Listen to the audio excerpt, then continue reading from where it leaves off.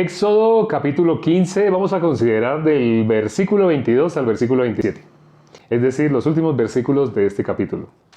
Dice el versículo 22, e hizo Moisés que partiese Israel del Mar Rojo, y salieron al desierto de Shur. Y anduvieron 3 días por el desierto sin hallar agua. Y llegaron a Mara, y no pudieron beber las aguas de Mara porque eran amargas. Por eso le pusieron el nombre Mara, el nombre de Mara. Entonces el pueblo murmuró contra Moisés y dijo, ¿qué hemos de beber? Y Moisés clamó a Jehová, y Jehová le mostró un árbol, y lo echó en las aguas, y las aguas se endulzaron. Allí les dio estatutos y ordenanzas, y allí los probó. Y dijo, si oyeres atentamente la voz de Jehová tu Dios, e hicieres lo recto delante de sus ojos, y dieres oído a sus mandamientos, y guardares todos sus estatutos, ninguna enfermedad de las que envía a los egipcios te enviaré a ti, porque yo soy Jehová tu sanador. Y llegaron a Elim, donde había 12 fuentes de agua y 70 palmeras, y acamparon allí junto a las aguas. Bueno, Elim es especial. Elim no se nombra muchas veces en la Biblia. Bueno, más exactamente se nombra 2 veces Elim. Pero tiene esa característica. Las 2 veces que se nombra Elim, se nombra que tiene 12 fuentes de agua y 70 palmeras. Y ya sabemos el significado del número 7, porque 70, así como las 70 semanas. Y porque 12, sobre todo el número 12, que es el que más hemos tenido que analizar últimamente. Sí. En esos últimos versículos, ¿qué podemos ver? Podemos ver cómo el pueblo, después de haber hecho ese cántico, ayer pudimos ver que hicieron un cántico muy hermoso, ¿cierto? Y bueno, aparecen como 2 grupos que hacen el cántico. En el versículo 1 dice Moisés. No sé si se acuerdan, ayer leímos de este mismo capítulo 15, el versículo 1 dice, entonces cantó Moisés. Entonces, sí, cantó Moisés y los hijos de Israel, pero ¿quién cantó? Moisés. Generalmente en todo cántico hay un líder de ese coro. En este caso, por eso dice, cantó Moisés. Y todo el pueblo de Israel cantaba con Moisés. Pero bueno, aquí lo que podemos ver, debido a que hoy estamos viendo que ellos estaban quejando, podemos ver, hay una persona que canta y esa persona, el cántico que está haciendo, en este caso sabemos, el cántico de Moisés, literalmente es el cántico de Moisés, sale directamente del corazón de Dios. Ayer miramos los versículos de este cántico, los versículos en los cuales está contenido este cántico, y son versículos que hablan hacia futuro. No solamente hablan de agradecimiento por lo que pasó, sino hacia el futuro. Es más, se nombra la misericordia. Miremos el versículo 13.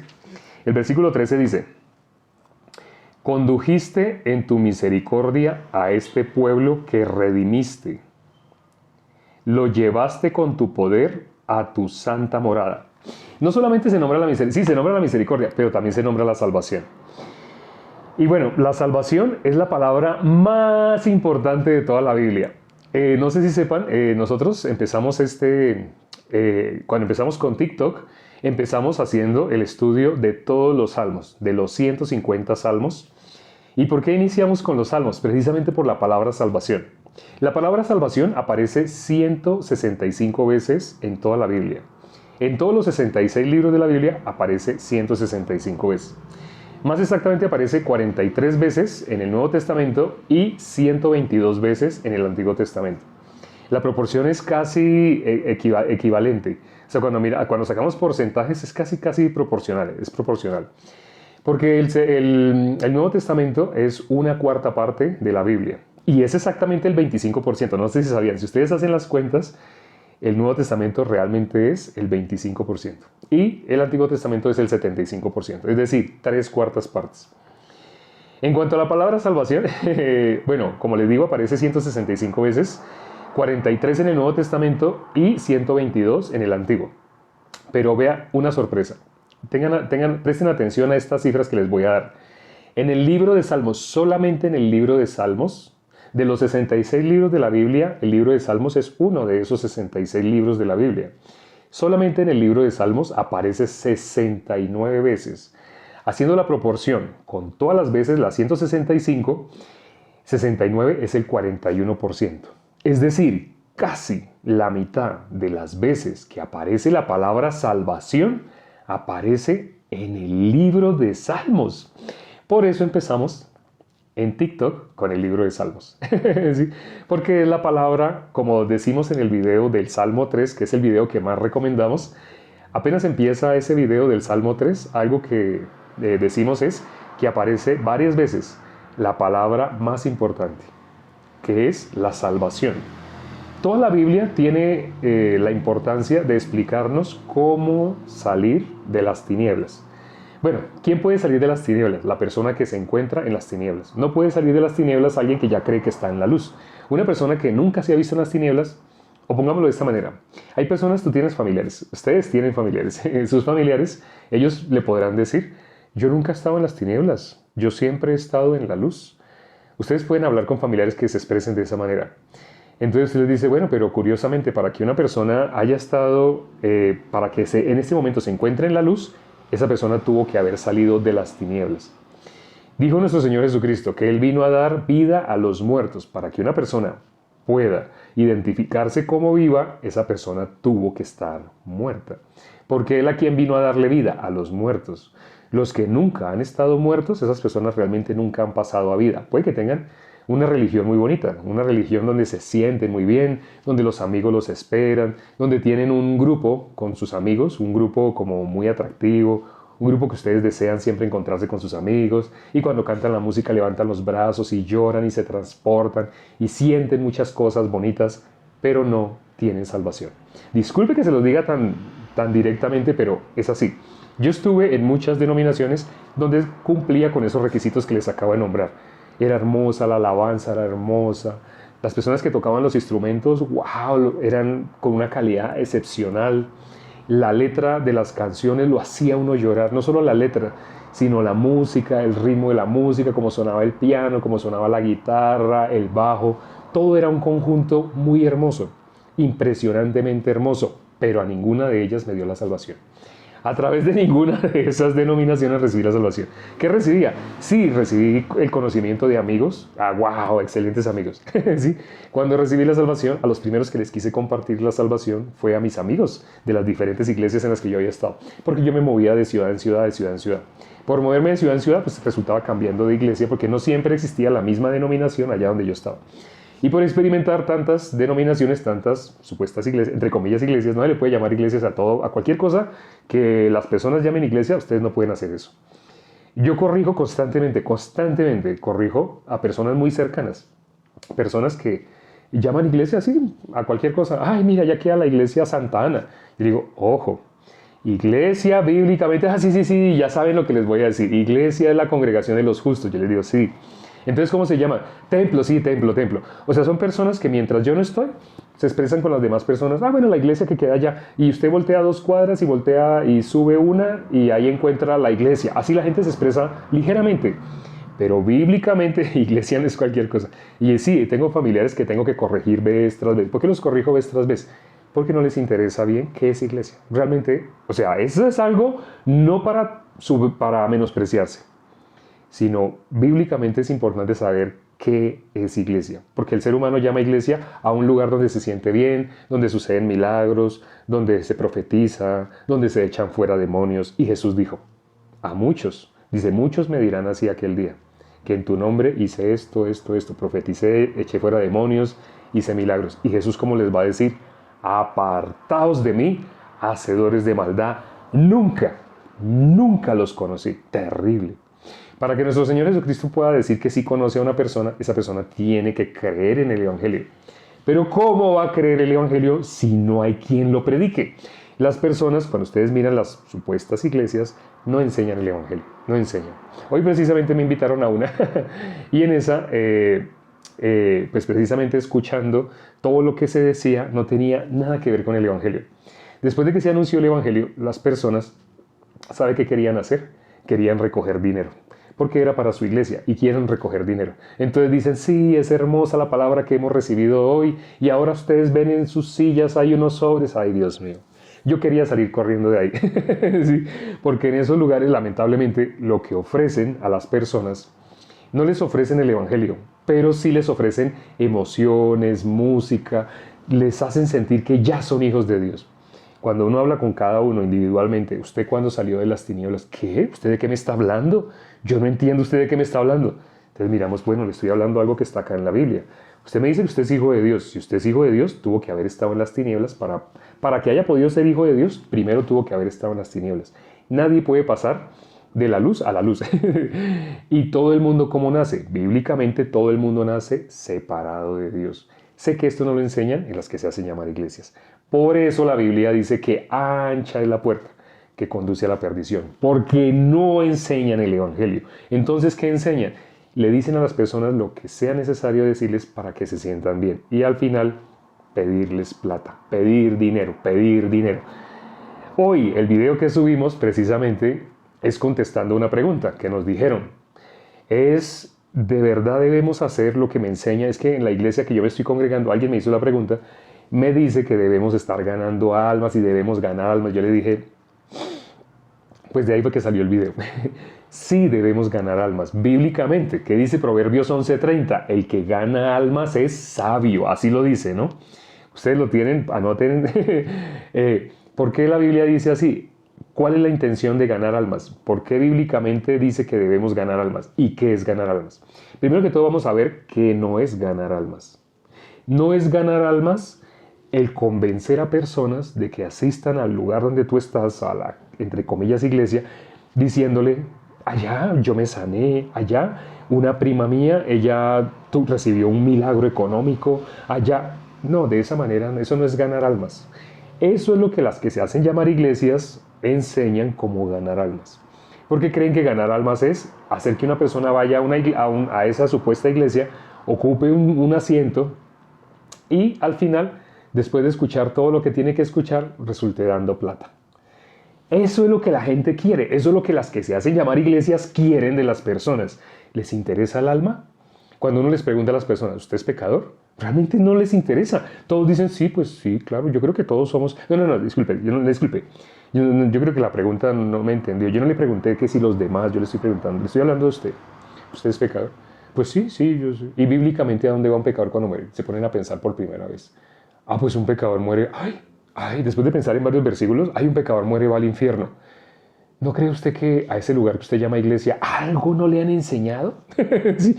¿Sabe que no le han enseñado? Lo que le tiene que enseñar la iglesia. Porque la verdadera iglesia, lo único que tiene que enseñar, dijo nuestro Señor Jesucristo, ir y predicar el evangelio a toda criatura. Cuando una persona conoce el evangelio, esa persona puede recibir la salvación. Pero ni siquiera saben qué es el evangelio. Háganle esa prueba a sus familiares, pregúntenle qué es el evangelio y se darán cuenta que ellos no saben qué es el evangelio. Ustedes tendrán familiares que son pastores, ancianos, diáconos y evangelistas en supuestas iglesias. Pregúntenles, sacerdotes o yo qué sé, catecúmenos o el nombre que tengan. Pregúntenles qué es el evangelio. Vayan con una hoja y lápiz y le dicen, tío, primo, ¿me puede enseñar qué es el evangelio? Bueno, su tío, el pastor, que es su tío, él le va a explicar el evangelio y él le va a decir cualquier cantidad. Y usted anote todo lo que él le dice. Después de que usted anote todo lo que le dice usted, tío, me corrobora si yo anoté bien, mire, sí, ese es el evangelio. Entonces ahí usted va a Gálatas 1:8. El que anunciare un evangelio diferente del que está escrito en la Biblia, sea maldito. Así dice la palabra. Hoy miramos Éxodo capítulo 15, la parte final. Ahí podemos ver, ellos podían creer, no podían creer. Entonces cuando estaban cantando, ayer leímos el cántico. En el cántico, ese cántico realmente ¿quién lo hizo? Moisés. Entonces las personas que estaban cantando igual que Moisés, es decir, a Moisés se lo reveló Dios. Dijo nuestro Señor Jesucristo a Pedro, eso no te lo reveló carne ni sangre, sino mi Padre que está en los cielos. Cuando leemos ese cántico de Moisés, hasta el versículo 22, entonces 100% es salido del corazón de Dios. Ya cuando leemos la otra parte del cántico, ahí viene la otra parte. El cántico ayer estaba dividido en dos. La primera parte de Moisés directamente. La segunda parte ¿de quién? Vamos a leer. De la hermanita de Moisés, María. Vamos a leer desde el versículo, hasta el 22 no. Hasta el versículo 18. El versículo 20, miremos qué dice el versículo 20. El versículo 20 dice, y María la profetisa, hermana de Aarón, tomó un pandero en su mano y todas las mujeres salieron en pos de ella con panderos y danzas. Y María les respondía, cantad a Jehová, porque en extremo se ha engrandecido, ha echado en el mar a caballo y a jinete. Está bien, esa parte del cántico está bien, no está mal. Esa parte es agradecimiento, ¿cierto? Esa parte es agradecimiento. Y esa parte, excelente, muy bien. Esa misma parte también la dijo Moisés. Ella está repitiendo la primera parte de lo que dijo Moisés. Si ustedes leen el versículo 1, Moisés ya había dicho eso. Eso es parte del cántico que dijo Moisés. La hermanita está repitiendo esa primera parte. Pero ¿por qué no nombra los otros versículos? ¿Por qué no nombra, por ejemplo, el 13? En el 13 habla de la misericordia. Hay otros versículos donde habla de la salvación. Hay otros versículos donde habla no solo el agradecimiento, sino está mostrando lo que iba a venir en el futuro.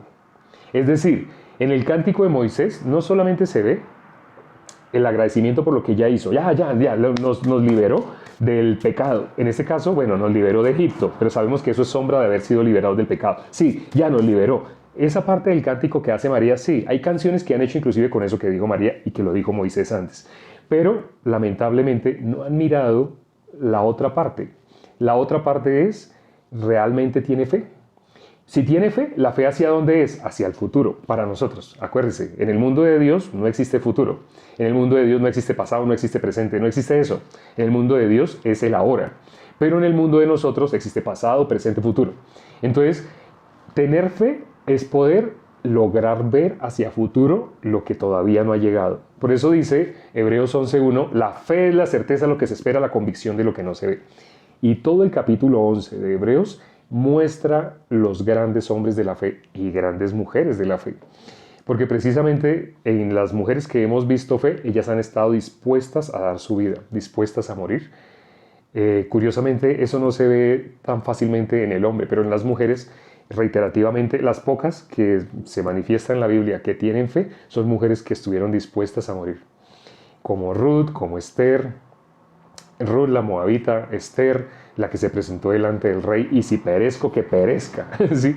O como Tamar, que ella sabía que lo que había hecho era digno de muerte para ella, pero lo hizo. Y cuando ya la iban a matar, ella dijo, muéstrenle a Judá, el que me acaba de mandar matar, muéstrenle a él, de quién es este báculo, este cordón, este anillo. Muéstrenselo, muéstrenselo. Y cuando se lo mostraron, él que dijo, ¡ay! Ese hijo que ella tiene en el vientre es mío. Sí. Entonces, y ahí fue cuando dijo, más justa es ella que yo. ¿La mató? No, no la mató. Y de los dos hijos de uno de los dos hijos que tuvo ella, de ahí viene la genealogía de nuestro Señor Jesucristo. De mujeres que estuvieron dispuestas, menospreciaron su vida. El que no aborrece a padre, madre, esposa, hijos y aún su propia vida por causa de mí, no es digno de mí. Esas mujeres fueron ejemplares. Le dieron ejemplo. Como les digo, si buscamos equivalente en hombres, no hay. Hay valientes fuertes que pelearon, guerra, cosas así, pero que estuvieron dispuestos bueno, sí, Pablo, qué pena. Sí, Pablo está por encima de todo el mundo. Sí, en ese sentido. Pablo, el apóstol Pablo, él fue apedreado. Y mire lo que pasó, todos los discípulos lo rodearon. A él lo apedrearon hasta la muerte. Lo sacaron arrastrado como un perro, porque ya ellos lo habían visto muerto, lo sacaron arrastrado de la ciudad y lo tiraron en una zanja como un perro. Los discípulos lo rodearon y oraron y él se levantó. Acuérdense que Pablo estuvo en el tercer cielo. Él estuvo en el tercer cielo. Bueno, y ya saben por qué. Ya acá acaban de unirse los puntos, ¿no? Entonces resulta que él, cuando oraron por él, ¿qué hizo el apóstol Pablo? Oraron por él y él se paró. Imagínense cómo habrá quedado. Roto, porque era piedras, a punta de piedras, que no aparece escrito así que murió, no, pero así como lo sacaron ellos, y ellos conocían muy bien de muerte y de lapidación, ellos lo habían visto muerto. Entonces, cuando el apóstol Pablo se paró, él se paró así todo reventado, así lleno de sangre, y ¿saben qué hizo apenas se paró? Volvió a entrar a la misma ciudad donde lo habían apedreado. Es el corazón de un siervo de Dios, es impresionante, ¿no? Es el corazón de un siervo de Dios. Entonces hay muchas mujeres que estuvieron dispuestas a morir, no llegaron a experimentar lo que el apóstol Pablo, pero nuestro Señor Jesucristo lo había dejado claro. Él dijo, y lo dijo claramente, instrumento escogido me es este para llevar mi nombre en presencia de reyes, de los hijos de Israel, de los gentiles, a esos tres grupos. Pero también había dicho, y yo le mostraré cuánto le es necesario padecer por mi nombre. No en vano es el apóstol más grande. Él dijo, entre todos soy el más pequeño, pero nosotros sabemos bíblicamente qué significa eso. El más pequeño es el más grande. Él de verdad en su corazón era el más pequeño, pero también Dios lo había dicho, el más pequeño, ese es el más grande. El más pequeño en el reino de los cielos es totalmente contrario al mundo. En el mundo, ¿quién es más destacado en la familia? La persona que sea más grande por sí mismo, por sus logros académicos, no sé, económicos, cosas así, es tenido por una persona grande. Pero en el mundo espiritual es al revés. El que quiera ser el más grande, sea el más pequeño. ¿Sí? Lo dijo nuestro Señor Jesucristo. Y el apóstol Pablo reunió ese requisito. Por eso él dijo, entre todos los apóstoles, que no soy digno ni siquiera de ser llamado apóstol. Porque él perseguía a la iglesia, efectivamente. Entonces, espiritualmente, él era el peor. Pero Dios, ¿a quién escoge? A lo vil y menospreciado del mundo. Personas que ni siquiera saben hablar, no saben leer o hablan mal. No saben ni siquiera leer. Dios escoge esas personas para a través de esas personas anunciar el evangelio. Me enteré hace poco, no sabía, que alguien que recibió la salvación no había terminado el bachillerato. Y le dije, ya entiendo, bueno, no le dije, pensé para mí mismo, ya entiendo por qué recibió la salvación. Porque Dios, ¿a quién usa grandemente? A lo honroso de este mundo. Dios usa así a lo más destacado del mundo. No, Dios usa a lo fracasado, a lo vil y menospreciado. Rápidamente les voy a contar un paréntesis de algo que no les había contado.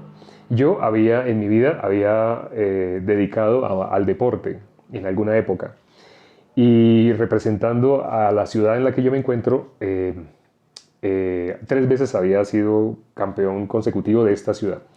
Pero cuando vino el campeonato más grande, iba a representación de Bogotá y Dios no me lo permitió. Ahí me dio preciso, con gripa o sin gripa yo siempre entrenaba. O sea, no me detenía ni las enfermedades en el entrenamiento. Entrenaba porque yo tenía mi corazón enfocado a eso, a querer ser famoso en el deporte, ¿sí? Pero Dios no me lo permitió. Cuando llegó el momento del campeonato, me dio sinusitis. Y era tan grande el dolor que yo no podía agachar la cabeza. Si yo agachaba un poquito la cabeza, el dolor era impresionante. Sentía como un corazón aquí latiéndome. Fue preciso para la fecha del campeonato. Entonces tuvo que ir la persona, no fue otra persona en representación de esta ciudad. Después vino el servicio militar, después vinieron otras cosas y todo se esfumó. Y no solo en ese sentido, sino ya les conté también a nivel académico, pareciera que yo podía lograr cosas grandes, pareciera, pero Dios en todo me fracasó, no me dejó triunfar a nivel académico. No terminé ninguna carrera universitaria, estudié en varias universidades, pero no pude terminar ninguna carrera, todo terminaba, me tocaba empezar a trabajar, cosas así. Y debido a eso, yo me sentía, cuando llegué como a los 25, 26 años, me sentía la persona más miserable, así como el apóstol Pablo, pero me sentía miserable en relación a la vida, porque yo veía como a toda mi familia todo le salía bien, pues, pero en mi caso, yo que supuestamente yo tenía, bueno, muchos de mi familia tenían esperanza en que de mí saliera algo muy grande humanamente, pero salió el fracaso más grande.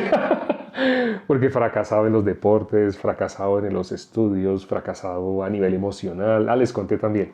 La historia es larga, pero ya les había contado a nivel emocional también fracasado, todo, fracasado en todas las áreas. Y cuando ya yo pensaba que no servía sino para ser un indigente, porque hasta eso yo llegué a comer de la basura, a escarbar en la basura para sacar comida. Yo llegué a estar como el hijo pródigo, literalmente. Cuando ya no tenía nada de fuerza en mí mismo, cuando ya no tenía ninguna posibilidad, en ese momento Dios empezó a traerme con sus cuerdas de amor. Me empezó a llevar a la ciudad donde me predicaron el evangelio. Pero como yo era tan rico en mi corazón, como me creía inteligente, me creía fuerte, me creía muchas cosas, todavía creía que algo en mí solamente había estado de malas, así yo pensaba. Toda esa capacidad que tenía en mí no me dejaba recibir la salvación. Cuando realmente me pude dar por vencido totalmente, el día que entró el juicio a mi corazón, el día que me vi en las tinieblas, el día que me vi destituido de la gloria de Dios, realmente, yo me sabía los versículos, por cuanto todos pecaron, están destituidos de la gloria de Dios, pero yo nunca me había visto destituido de la gloria de Dios. Es más porque me consideraba que yo me esforzaba también a nivel espiritual en leer la Biblia, en orar, en ayunar, en hacer todo ese poco de cosas, que de ninguna manera le pueden dar la salvación a uno. Ojalá yo hubiera meditado sobre lo que dice en el libro de Hebreos, porque sí leía, pero toda carrera, pero no meditaba sobre las palabras. Era un cerdo, es decir, tragaba entero, no meditaba en la palabra. Al meditar en la palabra, gracias a Dios, el 28 de marzo del 2010, escuchando una prédica, la fe viene por el oído, escuchando una prédica sobre Génesis 10, vino la muerte a mi corazón. Por fin me vi destituido de la gloria de Dios. Por fin me vi no solo a mí, sino a toda la humanidad, todos destituidos de la gloria de Dios. Cuando eso pasó a ser una realidad en mi corazón, recibí la salvación. Sí, eso es lo que se necesita. Bueno, me han preguntado que cómo hago yo para recibir la salvación. Ya les conté el secreto. Cuando una persona no realmente se rinde, en ese momento puede recibir la salvación. Mientras esa persona todavía se considera que sí, que todavía es hijo de Dios, que todavía puede hacer algo por sí mismo, que todavía ayunando, tiene esperanza de que ayunando Dios reciba sus ayunos, de que orando Dios se agrade de sus oraciones. Mientras la persona tenga ese corazón, la salvación no tiene nada que ver con esa persona. Ahora, no estoy diciendo que no se ore, que no se hagan diferentes cosas, no. Pero es diferente cuando una persona ha recibido la salvación porque todo lo hace para el Evangelio. Ya nosotros vivimos para Cristo. Aquí lo que pudimos ver, ellos ¿qué se estaban quejando? ¿Hasta qué punto se estaban quejando? Leímos los últimos versículos del 22 al 27 de Éxodo capítulo 15. Después del cántico, el pueblo se estaba quejando, pero ese pueblo no representa a ellos, no, nos representa a nosotros. Una persona antes de recibir la salvación tiene ese mismo corazón, que en el momento que recibe un favor de Dios, sí, gracias Dios, pero se presenta una situación difícil, tiene la promesa de Dios, tiene la palabra de Dios en su corazón. En la palabra dice, por nada estéis afanados. Pero ustedes no han visto personas que supuestamente son cristianos y diciendo, ay, ahora yo no sé qué va a hacer, porque es que a mi hijo le pasó tal cosa, ay, ahora yo no sé cómo vamos a hacer para solucionar ese problema. Entonces, ¿usted no que es líder en su iglesia? Sí, pues en la Biblia dice, por nada estáis afanosos, pero yo se lo veo afanado. Si usted está afanado, afanada, significa, usted realmente le crea la palabra. Una cosa es entenderla. Una cosa es saberla. Se sabe la palabra, la tiene acá. Pero en el corazón la tiene nada. En el corazón, la persona que vive angustiada, preocupada por los afanes de este siglo, esa persona, ¿qué tiene que ver con la palabra de Dios? Pero es que es un pastor, es un diácono. Sí, pero me refiero, la palabra de Dios, ¿dónde la va a buscar en nosotros? Acá, Dios no le interesa cuánto sabemos. Dios le interesa si la tenemos acá. ¿Quién puede recibir la palabra acá? Las personas más humildes, ¿sí? Las personas más arrogantes, altivas, las personas que tienen tanto fuerza en sí mismos. Las personas están lejos. Dios se resiste a los soberbios. El corazón de Dios está con los humildes. Por eso yo me demoré tanto en recibir la salvación. En mi caso es un milagro. El que yo sea salvo es un milagro más grande todavía. He visto personas que por un video de estos de TikTok de 3 minutos han recibido la salvación. En mi caso fueron 7 meses, escucha y tome nota. Y yo tenía tableros en las paredes, por todos lados. Así como la película, no sé si vieron la película. En la película que subimos del video 40 al 49, esos 10 episodios, al final, el último, ustedes pueden ver, él usó tableros. Yo tenía así mi casa también, llena de tableros. Y todos los tableros tenía llenos de versículos. Pero no era salvo. Si llenos de versículos, sabía mucho. Tenía la cabeza grandota de tanto que sabía, pero eso me sirvió para la salvación de ninguna manera. Eso me alejaba más de la salvación. Entre más me dependía de mí mismo, más me alejaba de la salvación. Porque no depende del que quiere ni el que corra, ni el que se esfuerza. No depende de eso, depende de Dios que tiene misericordia. ¿Ellos por qué se quejaban así? Ellos que estaban diciendo, llegaron a un lugar donde las aguas eran amargas. ¿Y cómo le pusieron a ese lugar? Mara. ¿Por qué le pusieron Mara? Mara significa amargura. No sé si ustedes se acuerden de Noemí, que cuando Noemí regresó a Belén, ella dijo, no me llamen Noemí, porque Noemí es alegría. ¿Sí? Y dijo, llámenme Mara, porque yo me fui con las manos llenas y Dios me volvió con las manos vacías. Entonces, Mara es amargura. Ellos llegaron donde habían aguas amargas. Pero ¿qué fue lo que Dios les dijo? Que echaran un árbol. Y ellos echaron ese árbol. Moisés echó ese árbol. ¿Y qué pasó con ese árbol? Con esas aguas. Esas aguas dejaron de ser aguas de muerte. Aguas amargas nadie las podía beber. Eran aguas de muerte. Pero cuando echó el árbol, esas aguas en qué se convirtieron? Aguas de vida. No sé si se alcanzan a dar cuenta quién es ese árbol. Acuérdense que nuestro Señor Jesucristo, Él es el árbol de vida. Cuando miramos en Génesis, capítulo 3, capítulo 2, versículo 9, ahí dice que Dios puso en medio el árbol de vida. El que comía del árbol de vida, ¿qué le pasaba? Vivía para siempre. Entonces, el árbol de vida da vida. El árbol de la ciencia del bien y del mal, ¿qué pasaba? Da muerte. Entonces, cuando ellos comieron del árbol de la ciencia del bien y del mal, ¿qué pasó? Murieron, no ellos, nosotros, toda la humanidad. Al decir ellos, realmente todos nosotros morimos porque comimos de ese árbol. No fue por culpa de ellos, no. Ese realmente representa a cada uno de nosotros. Adán representa a cada uno de nosotros. Eva representa a cada una de las damas. No sé si sabían eso. Entonces, ellos comieron de ese árbol de muerte. ¿Quién es el que causa la muerte? Satanás. Él viene para hurtar, matar y destruir. ¿Y quién es el que da la vida? Nuestro Señor Jesucristo. Esas aguas eran de muerte, pero al echar el árbol, ¿qué pasó con esas aguas? Ya eran de vida. Estar haciendo sombra, representación de nuestro Señor Jesucristo. Si no lo habían alcanzado a ver, ya lo pueden ver, ya les quedó totalmente claro. Es nuestro Señor Jesucristo. Por eso, nuestro Señor Jesucristo mismo dijo, en Lucas 24, el último capítulo, dijo, todo el Antiguo Testamento habla de mí. Pues él dijo, la ley de Moisés, los profetas y los salmos, se refería al Antiguo Testamento. Las Escrituras, lo que había en esa época. Faltaba tiempo para el Nuevo Testamento. Todo habla de quién? Habla de nuestro Señor Jesucristo. Entonces aquí lo estamos viendo. Ese árbol, ¿quién era? Nuestro Señor Jesucristo. ¿Por qué? Porque cuando cayó en esas aguas que eran de muerte, pasó a vida y ya podían beber. ¿Y dónde estaban? Sí se dieron cuenta, ¿no? En Elim, donde habían 12 fuentes de agua. Bueno, después pasaron a Elim, de Mara pasaron a Elim, donde habían 12 fuentes de agua y habían 70 palmeras. Bueno, dejamos hasta acá.